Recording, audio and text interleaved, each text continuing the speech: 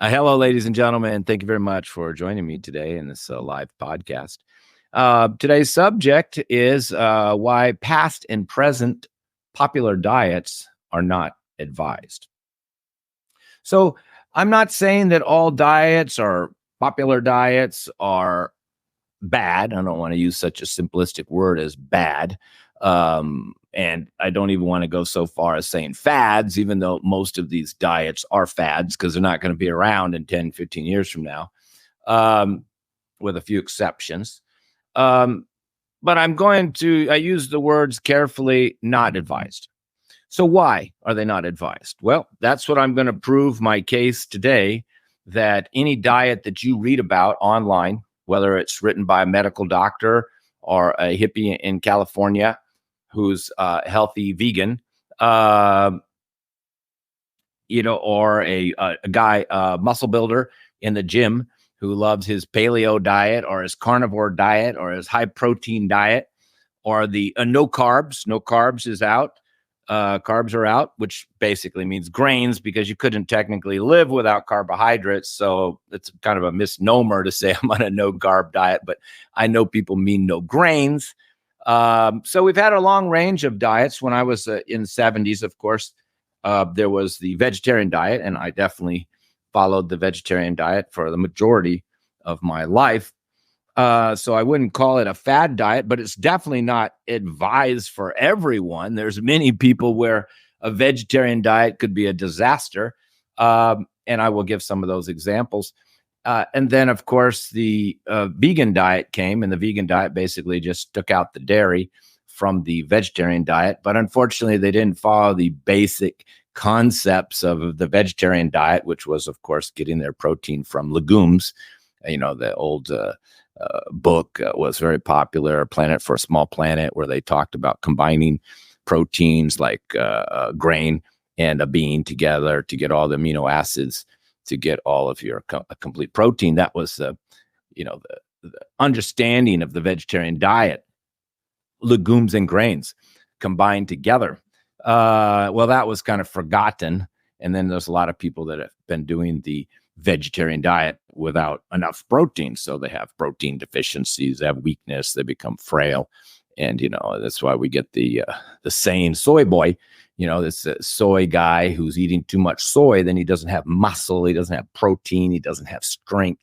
So you can still have strength and muscle being on the vegetarian diet. You just have to make sure you're getting vegetarian proper protein. So this is the big problem with a lot of these diets. They just got more and more extreme, and people didn't really know how to do it. So, the old meat potatoes is an easy diet. I mean, you may not be very healthy. You may get cancer later in life. You may get constipation. You may get gallbladder stones.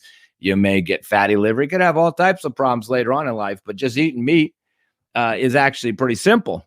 It's probably why the carnivores did it. It was easy. You didn't have to think too much about your nutrition. You were just eating the flesh of other animals, and you got all your protein. Of course, there's zero fiber in animal protein, so this leads to constipation and blockages in the system. It's extremely high in fat, so you can end up these meat eaters like in the South and Louisiana and Texas and southern states. They're eating too much lard and fat and beef and pork, and then they get gallbladder problems, fatty liver problems, obesity problems, and tumors. And then the high protein of eating all that animal protein then, of course, creates high uric acid. Uric acid, is a waste product from a protein that's, cleaned out of your system through the kidneys, but it can damage the kidneys over long term. So high protein diet, which is what happens when you're just eating meat and potatoes,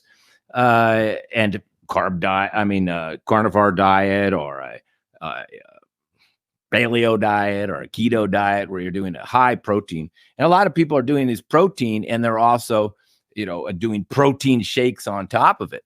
So I get people who got kidney failure in their 30s. And why were they? Weightlifters, almost inevitably, because they're trying to build muscle. So, you can see the two extremes I mentioned there. You got the vegetarians and then vegans who aren't having any animal protein, but aren't eating the legumes and doing the proper food combining to get the protein. So they become weak and frail and have certain health issues, basically due to this low protein diet. And they try to take a lot of supplements and vitamins, and that's where the juicing got in, and then protein powders. Everybody's trying to fill in the difference by these insufficient diets.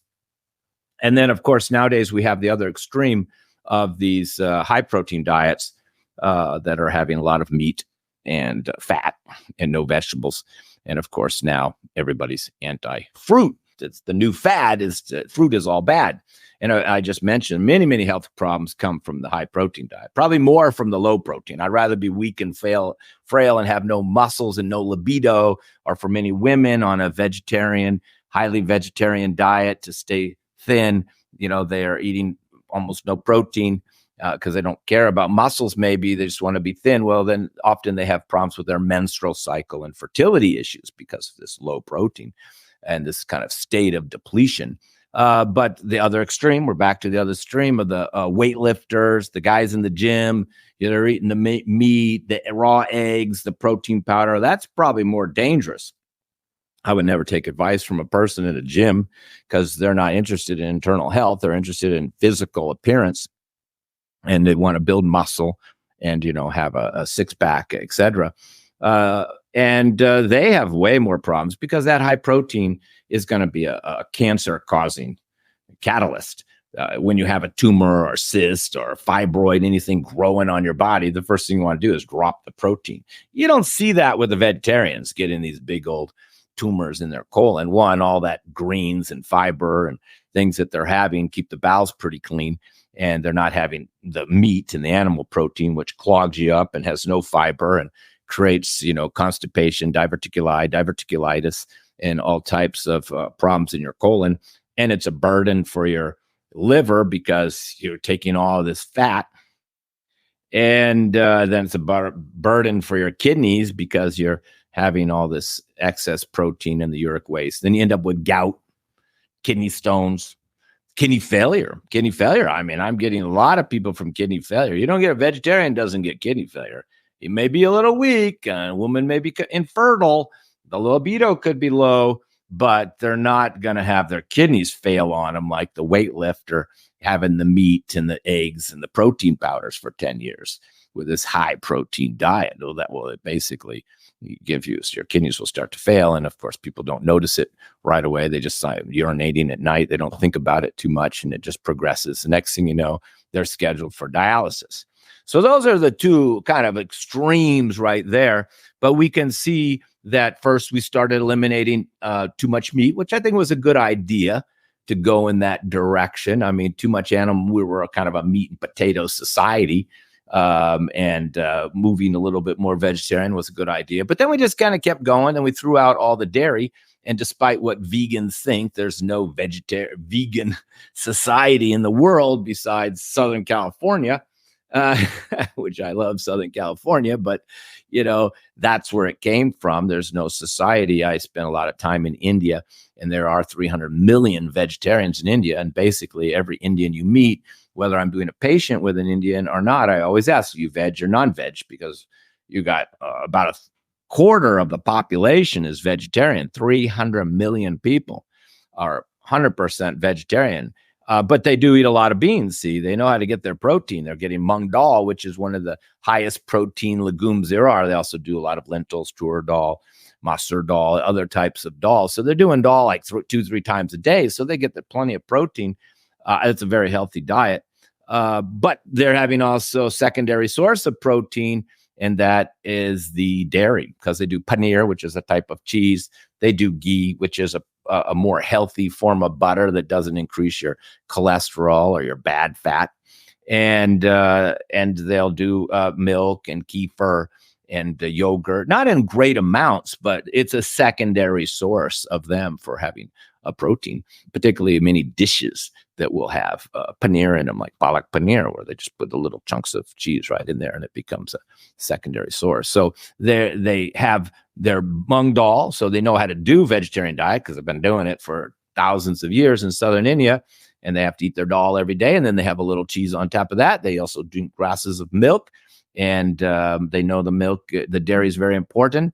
So they add the dairy. That's why the one reason they take good care of their cows, and everybody's got a cow, because that giving them the extra milk and yogurt and paneer, kefir, all of these are coming from the cow. So cow is very important for a vegetarian to have dairy. So that was a big flaw in dieting thinking when the vegan diet came around. And of course, as I mentioned earlier, we see a lot of vegans who are weak. Men complain about low libido, and women complain about fertility and menstrual cycles disappearing. And that's because they're generally weak, depleted, and underweight, and trying to, make up for it with other means. I do respect the moral view, but we're just looking at it from a logical health point of view. And of course, we tend to blame the milk, but we're kind of like blaming the cow, but really the cow isn't the problem. The real problem with dairy, because everybody says, oh, I can't digest dairy. I can't digest dairy. I hear it at least once or twice a day from new patients who actually can digest dairy. They just kind of get this in their head because they can't digest milk. And the reason they can't digest milk in most cases is because it's pasteurized and homogenized. So if you get it, or it's just cold. I mean, even in Ayurveda texts says never have cold milk. It's very hard to digest. Most people are just drinking it out of the fridge cold. So milk should always be warmed up. But milk is a little hard to digest, even raw milk. So that's why in Ayurveda, they don't advocate everybody does milk. If you're a kapha, overweight, heavy, fatty liver, you're not going to get milk in your diet.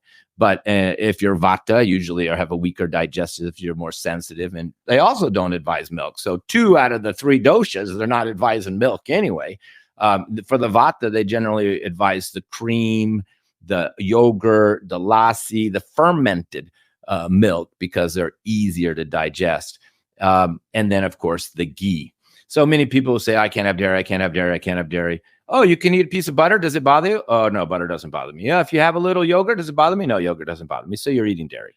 So, people get this thing stuck in their head that they can't have dairy because, years ago they were drinking milk and they were getting digestive problems. But most of the people are creating their own digestive problems, but that's another story. And my website is full of testimonials of people that thought they were, lactose intolerant, or now they're even drinking milk, and people who had, wheat intolerance and thought they had wheat allergies. Oh, I can't eat any wheat. And now they're eating wheat. So that's the other issue here is most people have digestive problems. Like I used to say when I was traveling and doing public speaking, I used to say, if you can't eat a piece of bread, you have a digestive problem. Don't eat the piece of bread. You should be able to eat a piece of pizza. I'm not saying pizza is the healthiest thing to eat, but you should be capable of eating it. Now, whole wheat, bread without the glyphosate. That was the big problem with the wheat, was the glyphosate, not the wheat.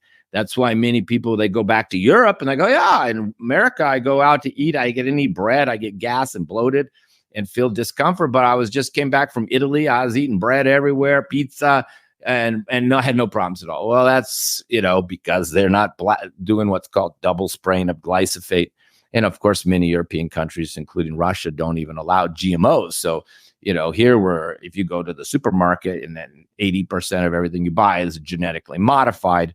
And if it's genetically modified, you can be sure it's got extra dose of pesticides on it.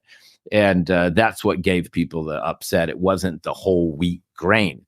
So we tend to throw the baby out with the bathwater, so to speak. We think, and that's how these fad diets end up forming, is because, dairy's all bad. I got gas and blood. Dairy's all bad. Okay, wheat's all bad, and the wheat's out. And, when I was in the 70s, I think there's even some picture of me holding like a whole wheat bread. I don't know how old I was, 14 or something. And I was like making whole wheat bread, because back then in the early 70s, making whole wheat bread was the epitome of the healthy person. If I would have mentioned to somebody in that time that there'll be a day where people think bread is unhealthy, everybody would have rolled their eyes and never believed it. But that's exactly what's happened. And it's, because people have bad eating habits, snacking on nuts, crackers, eating at night, eating wrong foods, grazing, not having full meals, having cold food. There's just so many bad habits we have that, people have wrecked their own digestion, and then they can't even eat a piece of bread. So first thing you got to do is not throw the baby out with the bathwater and think all bread's God. Now people are saying all grains are bad. Well, they say no carbs, but they mean no grains. And that's another disaster. I get you can always change grains, you see. You can always change types of dairy. These blanket statements like, oh, all dairy's bad, all grains bad. Well, already, that's a big red flag. If you hear any a dietitian or, website talking like that, big red flag. Obviously, they don't know what they're talking about. Most of these people you read about online, they're just regurgitating things that they've found online. They're just doing research, basically, about a diet, and then they just dig up everything bad they can about wheat, and then they present it as their case, but they're not really dietitians or practitioners meeting patients every day.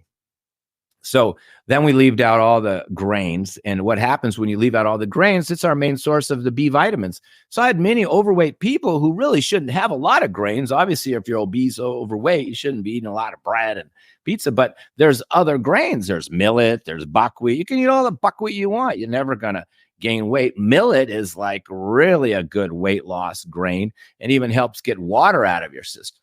Unfortunately, a lot of thin people hooked onto millet, and it just depletes them more. Again, people just, doing research online, randomly picking foods and grains based on what they find online, creating more health problems in many cases. So, but I do know I had a lot of patients who were on a grain-free diet for a year and did lose weight. They did lose weight because, you're kind of depleting yourself. I mean, it's easy to lose weight if you just like starve yourself to death and don't eat much. I mean, it doesn't take much brains to kind of lose weight by just eliminating so many foods that you're barely just living off of shakes and protein shakes and supplements. I mean, you're going to lose weight doing that. But what happens, and this information came from the people themselves, they said for the first time they felt anxiety in their life and even had trouble sleeping. And my conclusion was they weren't getting enough B vitamins, because we know the grains are what we call the comfort food. When people are often had trauma or something went in their life like that, they turn to bread and grains and to feel better. And then they became overweight and things like that because of the overconsumption of these grains.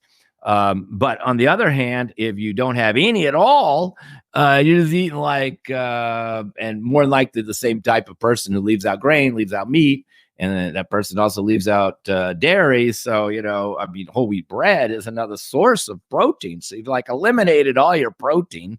This is going to just make your libido tank. I mean, and you're living off of, vegetables, some fruit and some protein bars and some shakes and some other things.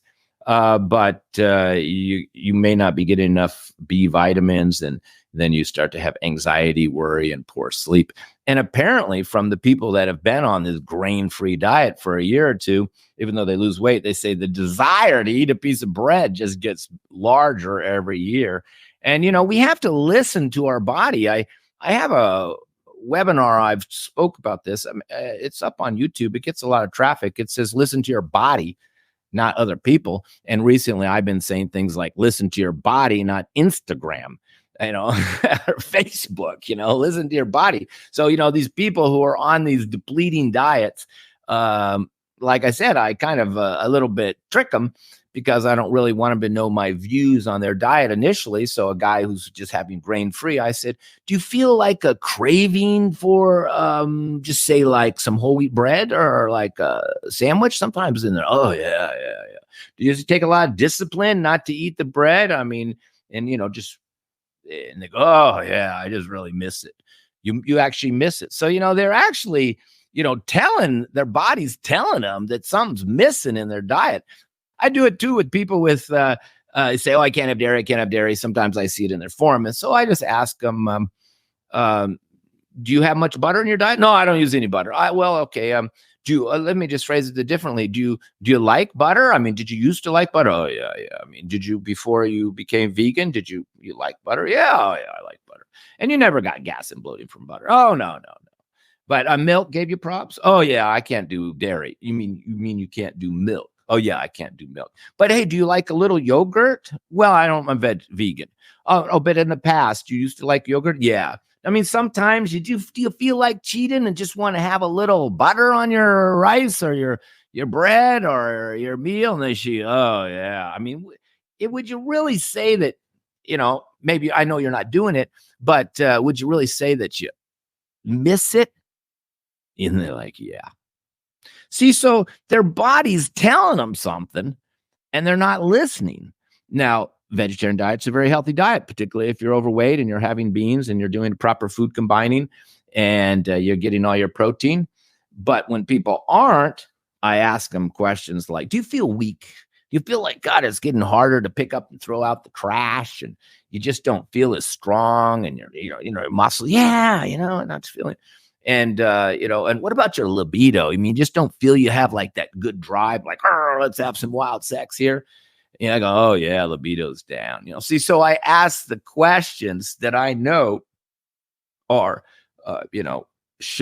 proving to the patient that they need to change their diet. And I could even say, but do you sometimes feel that, you just wouldn't really mind just going out and get a good burger? And some people, yeah, but I don't because I'm vegetarian.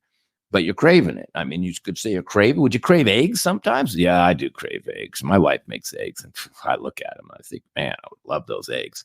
And women, particularly young women who are having their menstrual cycle, you do ask them, well, don't you have after your menstrual cycle? I know you have like 5 days of heavy bleeding, 7 days total. I mean, don't you feel a little fatigued after that? I mean, do you have like cravings, where you want to just like go eat a burger? And she's going, oh, yeah. I mean, sometimes I can't even control myself. See, so the body's telling her she's lost all that blood. She just needs to go get a hamburger. Now, you don't have to go to a fast food joint to get good hamburger, but I have talked to many vegan women into having at least some ground beef once a month, when their menstrual cycle starts to help them to replenish themselves. So, and now, of course, the keto diet, that's a terrible one. I get a lot of medical doctors as patients. I had no medical doctors as patients 5 years ago. Now they're coming quite regularly. And, I try to bond with them. And I said, what do you think of that keto diet? And I had one guy, he worked in the emergency room in Los Angeles. And he told me that they actually are asking people who passed out and brought into the emergency room, were you on the keto diet? And even emergency response people may ask other people in the house, was this person on the keto diet? That's how many people passed out from the keto diet. You're forcing this ketosis state, which in medical school they learn is unhealthy thing. So they agree with me kind of for different reasons, but it's an extreme diet, very unhealthy. And the new diets, the carnivore diet, even more extreme and unhealthy. And I believe a lot of now the new fad, of course, is to leave out fruits because all fruits are bad. They're all sweet. They're all going to, feed your parasites and your worms. So, you're leaving out entire food groups. I mean, we only got so many food groups in the first place. I mean, we got our animal protein, we got legumes, we've got vegetables, we got grains, we got fruit. And now you're just like, no fruit at all? I mean, you just threw out a whole food group because it's got, quote, sugar in it? I mean, come on, that's the new thing. But I've been corrected. It's not the new thing. The new thing is no vegetables. Can you believe it? I mean, I don't know what else people are going to be eating here now that this carnivore diet doesn't even like vegetables. Because I guess the carnivores, they didn't do much farming. They also didn't live very long. They were strong, but they didn't live long. So that's the new fad. And what we get, and I'm going to do a podcast on this, is the epidemic of depletion in this country. And it's because we're all doing these extreme diets that none of them are nutritionally sound. I would say the vegetarian diet done properly is nutritionally sound. I would say if you want to just pick a diet that's fairly healthy, I would say the Mediterranean diet. You got the fish, you've got the salad, you got the fresh vegetables, you got some rice, and you have whole wheat bread, and you got lentils. So I would say if we want to just pick a name of a diet out there, it would be the Mediterranean diet. Now, people have told me about, seafood diet. Oh, seafood can be very wonderful. Of course, mercury is a little bit of a problem now, but we have to set that aside just for the conversation purposes. But yeah, again, Mediterranean diet is very good. I used to be more radical when I was young, and now I do have my fair share of wild salmon on a regular basis. And people who are taking a lot of omega-3s, I said, why don't you just eat some salmon? It's once or twice a week. So these diets are all extreme, all unhealthy. Now, I really want to cover the factual reasons to prove to you without a shadow of a doubt that nobody can tell you what to eat except, somebody who's aware of your situation. Because I'm going to give a few points here and wind this up. First point is that we're all different. So all books that say this is the best diet, even these diets written by doctors for high blood pressure, they're a disaster. And I treat a lot of ulcerative colitis, and people get on some diet the doctor gives them. I can't remember what it's called right now, but hey, I have to tell people, just forget that.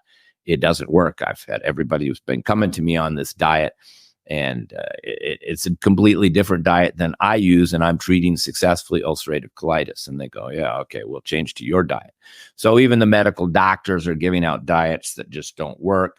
And going to a nutritionist from a doctor, I mean, that's another reason why we get on a lot of these poor diets, is because we just look at the nutritional factors. Let me give you a few examples. I got people who are big, heavy, overweight people, even with, possible like pre-diabetic, and they're eating bananas every day. I go, why would you eat bananas every day? I mean, you can't find a more fattening fruit, higher in blood sugar, besides maybe date, than banana. You're overweight, heavy guy, pre-diabetic. Why are you eating bananas? Potassium. I'm like, oh my God. Another one. I got a few of these. You're having chocolate every day? I mean, isn't it a little stimulating? Yeah, it's a little stimulating.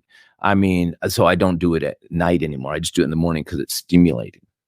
But, I'm getting dark chocolate, but it's not all 100% dark chocolate. I mean, it's still got sugar in it, right? Yeah, it's still got sugar in it. So, but chocolate is inflammatory. It's going to make your joint pain worse. You got irritable bowel. It's going to make that worse. It's stimulating. You're already a nervous, sensitive person with anxiety, and you're popping chocolate all day long. Why are you doing that? Magnesium.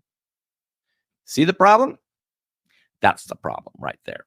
You only look at the nutritional aspect. So whenever you're online and you see 5 foods with magnesium, you're already going down the wrong path. This is a disaster. Just thinking in nutritional terms is a disaster. And I couldn't think of a good analogy for a long time. And I like analogies. So here's my analogy. I hope you like it, folks. Here's the analogy. Would you pick a man? We're talking to the women, but you can reverse this around for the men. If you would pick a man because the only thing you look at is he's got great testosterone. Wow, look at those testosterone numbers on this guy. Fantastic. I'm marrying him. Well, a man is a little bit more than his testosterone. And a woman's a little bit more than their estrogen. Sure, a woman wants a guy with a little oomph and some testosterone, and a man wants a woman with a little, estrogen there. I mean, it creates the masculine, feminine side of them. So, but you don't just pick your partner based on the amount of hormones they've got. But people are picking food all the time just because it's got magnesium, it's high in calcium, something like that. So you got to throw that whole thinking out of the window. That will save you a lot of mistakes. But back to why nobody can ever tell you what to eat. One, we're all different. Some people, and this is where Ayurveda is so sophisticated. Ayurveda has individualized diets for all different types of people. I can do 5 clients in a row, not one of them I give the same diet. And I never tell people what I eat. Anybody telling you what they eat already, they're not professional. They're just kind of preaching, maybe a narcissist. They believe their discovery is, of their diet that they've come up with is the best diet. I don't care if they're an MD or whoever they are. That's type of narcissism, thinking everybody should follow the same food as you. It's like saying everybody should listen to the same music as me.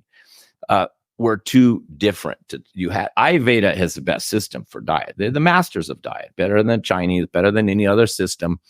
And that's because they individualize it based on your qualities. What do they look for first? We'll look at some of the major differences. Some people are hot and warm. Like I'm a very warm guy. I just turned up the AC. I get hot easy. I can't do good with hot foods. Chili, pepper, cayenne pepper, even garlic, even ginger gets me. I can get heartburn, acid reflux, burning sensation.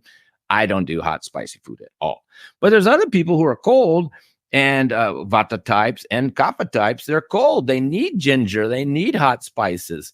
And they even need warm food. I mean, many people will digest food much better if there's ginger in it. And many people their circulation will improve by having a little cayenne pepper in their food. Both two things that a warm person like me isn't going to do. So there's one criteria right there. Hot or not hot, a cold person. Second, what about heavy? Some people are overweight, some people are thin. Now, everybody in this country tends to follow a weight loss diet, no grains, no animal protein. These are all good, going in the right direction of losing weight. But the problem is you got thin people who are underweight. We often call them Karens, they're thin, nervous, anxious, and often underweight and depleted. And they're also following this no grains, no animal protein, no dairy. But in fact, they're the ones that need the animal protein and the dairy and the wheat because they're thin and depleted and underweight. So they're thin and the other person's heavy. These people can't eat the same thing.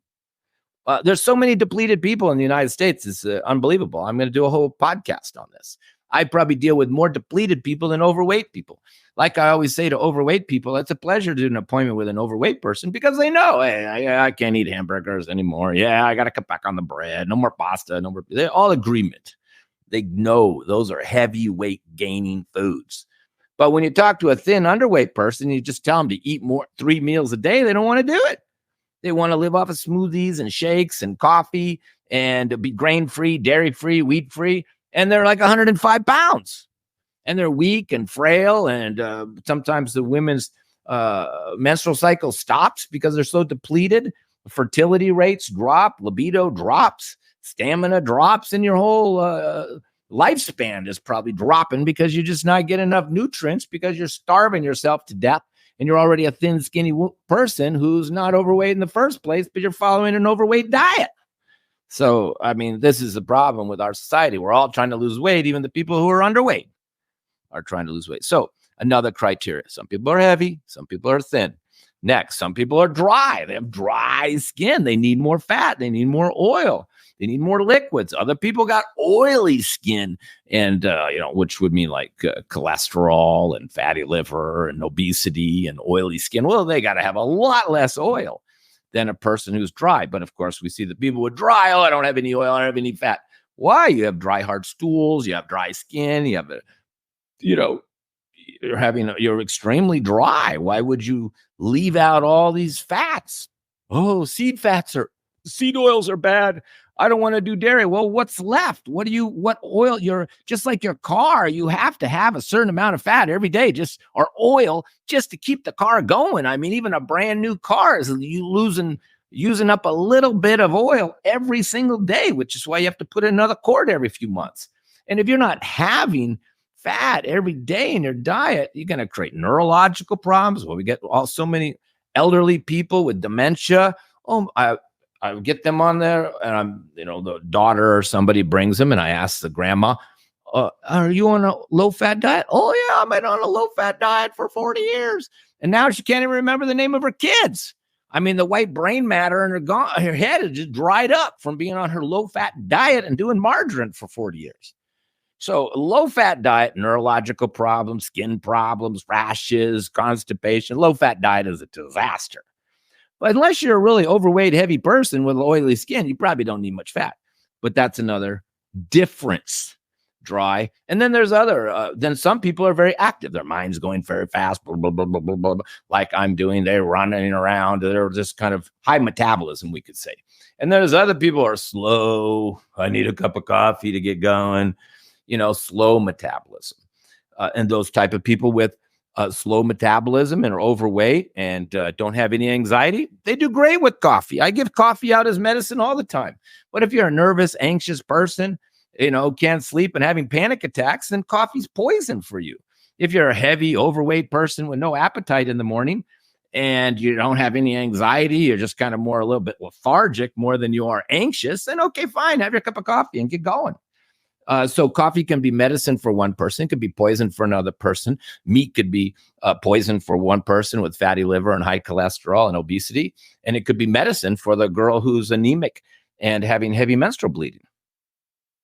So these are just a few of the main criteria that are need to be taken in account before I recommend a diet or an Ayurvedic doctor recommends a diet. Hot or cold, heavy or light, dry or oily, active or slow. These are just a few. There's even more.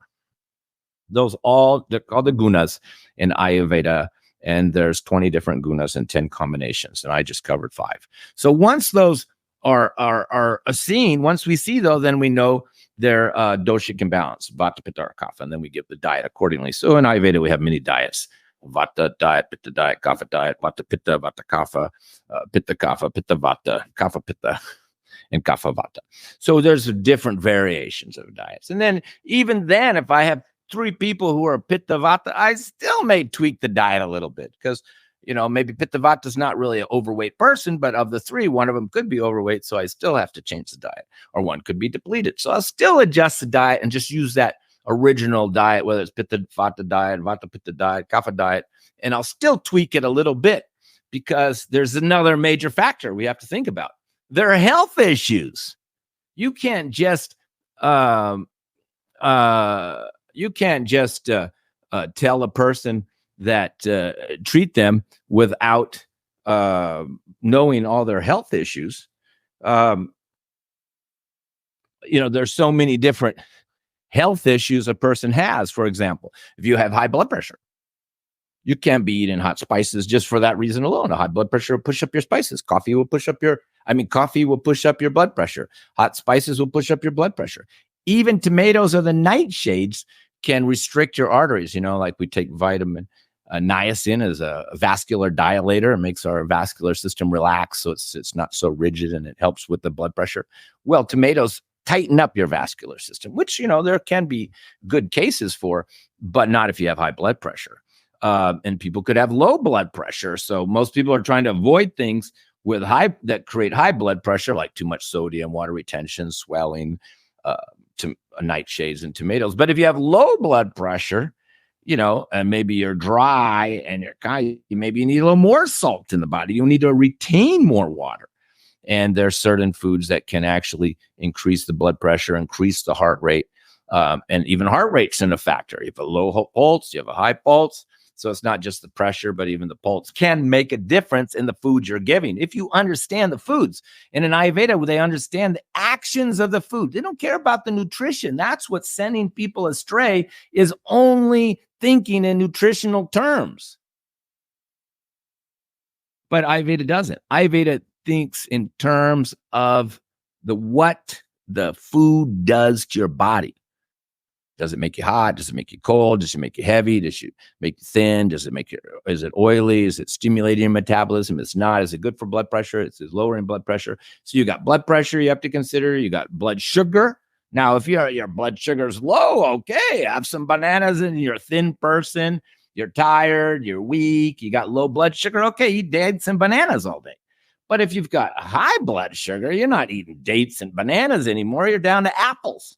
And if you're insulin dependent, you probably can't even have apples. So your health condition is so important. Cholesterol. If you've been living in the South, eating a lot of pork fat and beef, and, people in the South, they think of beef is like a vitamin, but you eat it too much, then you get cholesterol, fatty liver, obesity, and, you just become too thick, and tumors start to grow on you and all kinds of stuff. So eventually they have to cut it out. You can't do it your whole life. But if you're a thin person and you're depleted, and you're even pregnant and you're having a baby, you may be very attracted to having more animal protein and meat. I would not really recommend a woman, unless she really knows what she's doing, to not have any animal protein while pregnant. So, and even in anxiety, like I said about coffee, some people don't have any anxiety at all. They can drink coffee, they can have all kinds of stimulants, they're fine. Well, other people even have a decaf and it dries them out, aggravates their system. By the way, coffee is inflammatory, and that should be another condition that needs to be looked at. So, you got to understand the person from the Ayurvedic perspective, which we talked about. You got to know all their health conditions, and there's more. You have to know their age. I mean, when you're young and growing up, you need a lot more protein. You're growing. You're making more bones. Your whole body's growing. And so you can, that's why kids, they love pasta, cheese, meat, and things like that. So I prefer not to raise children vegetarian unless you're very careful. They can do it in India because they're all used to eating the beans every day. And then, of course, your gender also makes a difference. Menstruating woman's losing a lot of blood, so she's going to need, she has different nutritional requirements than a man who's not menstruating. And of course, once you get into menopause, you have other changes to your hormones, which also can mean your diet needs to change. And then furthermore, it's the season. I mean, I'm growing a lot of vegetables, and we got some vegetables in the spring, some vegetables in the fall, some vegetables in the winter. And that's how we should be eating these vegetables. Now, we don't. I just go to the supermarket and buy my favorites. But if I was living off the land, which I'd love to do, I'd be just living off of my garden, and I would only be eating what's in season, and that would be much healthier. But for example, if it's freezing cold outside, even a guy who's warm like me is going to need more ginger, more warm foods, more soups, more hot vegetables. Did I get that wrong? If it's cold outside, I get the hot soups and the hot spices. If it's warm outside, then I want more fruit, more salads, more leafy greens, cilantro, more cooling, lighter foods. So season has a big difference. And even your location. If you're up high in the mountains, it's different. You're going to have a different diet than somebody in the desert. So you can just forget all diet books. You can forget all nutritionists who just look in a book and think that they're going to give you, eat this for your vitamin C, eat this for your B, take these supplements. And I did a whole podcast on, the harm and usefulness of synthetic vitamins.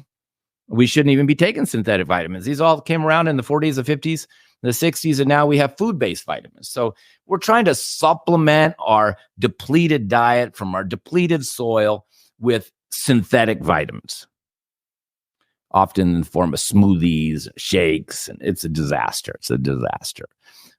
And nobody's listening to their body. We're all listening to Instagram and not tuning into our own body. We're getting lost down nutritional trails of thinking, it's got some new magnesium or calcium in it, so I'm eating a lot every day. That sends a lot of people astray. So, the best, most people intuitively know what to eat. Like when, obviously, if you're just really confused, you do an appointment with an Ayurveda doctor, and he ain't going to take 2 minutes. He's going to know the best diet for you because he's going to diagnose you, not listen to what you believe or think or your nutritional talk. He's just going to look at you. He's going to do this type of evaluation based on the criteria that I just listed, all your, hot, cold, heavy, dry, light, all your health conditions, your weather, the season you're in now. He's going to take all that into his head and he's going to give you a diet. In fact, a lot of my patients, I give them one diet in the summer, I give them a different diet in the wintertime. But children have intuition till they get on the internet. Once they get on the internet, they're gone or they're as confused as the adults. But if you get a 7 or 8 year old who's not on the internet and you ask him what food you like, what vegetables you like, you have to leave out all of the unhealthy things. He may like McDonald's, but assume you're never taking him to McDonald's. You're just taking him to the market and saying, okay, what vegetable do you like? He's going to pick the right one. What fruits are your favorite? He's going to pick the right ones. And that's the best way for a young child. Just take them to the market and say, pick your favorite vegetable. A lot of parents kind of impose their beliefs on their children's diet. The parent gets some idea in their head that, so all fruits are bad, or all dairy's bad, or all wheat's bad. Next thing you know, they're imposing it on the child, then bringing me the child who's got the depletion, the weakness, nutritional problems, the anxiety, the ADHD, because the parent ain't even giving them enough food. And you ask the kid, hey, do you like pizza? Oh, yeah. I mean, do you like, okay, that's not a good example. Would you like a hamburger sometimes? Yeah, he wants a hamburger. Yeah, he's a growing kid. He's weak. He's thin. He's underweight. I mean, he wants a hamburger. But the parent imposing their own view, it's a big problem for child rearing. So if you have 5 children, they could all be a little different. And you may have to feed them a little different. But while they're young, they actually know what's good for them. You're just not listening. You're imposing your own belief system on top of the child. It's the same thing, the people writing all the books saying everybody should be vegan, everybody should be vegetarian, everybody should follow paleo. This is the best diet, the carnivore diet, the keto diet. It's the same thing. It's just adults opposing their own view on other adults, but adults also, push their dietary beliefs onto their own children instead of understanding their own children's uniqueness and nutritional needs as a young child is growing, or a young girl who's menstruating. It's completely different than you. I never tell people what I'm eating. Sometimes people ask me, and I said, it doesn't matter to me what I'm eating. I'm not the postmenopausal woman with degenerative bones and hot flashes. You are. So what you're eating and what I'm eating is completely different. Nobody should tell you what they're eating if they're giving you advice. That's your first warning that they're just an amateur. Okay, folks, I hope you got the point. I hope I proved my case once and for all. I hope it's case closed on the fad diets. I hope that this share this podcast, this recording with other people, and try to help people in your life to get off of these diets and start tuning into your own intuition, and maybe even do a little Ayurvedic self-test to see what you are and what foods are most suitable for you. You can do that online, or see an Ayurveda doctor, and he'll tell you in like 1 minute. In fact, Ayurveda is meant to be given to the parent when the child's born. I say it all the time to people. If what I told you today, I told your mother when you were born, all these health problems that you have, you wouldn't have. And that's the best way. You see the Ayurveda doctor when the child's born. The Ayurveda doctor can diagnose the child even when he's young. Learn and say, oh, this child, don't give him spicy food. This child will always be weak and you're going to need to give him a lot of animal protein. This child will be, they can tell just by looking and diagnosing even a baby. And then you can avoid all these health problems. People think just because they're eating healthy, they're healthy. Well, I get people all the time who are eating healthy and they have cancer and all kinds of health problems, because it's more than just eating healthy foods. It's got to eat the right food for you at the time in your life that you're in your health conditions, which could be completely different than your wife, your mother, your brother, or your kids. And it's very important for people to know that. And that's what my patients are doing. Most of them are women, and they realize they come to this understanding. Then they think about the husband.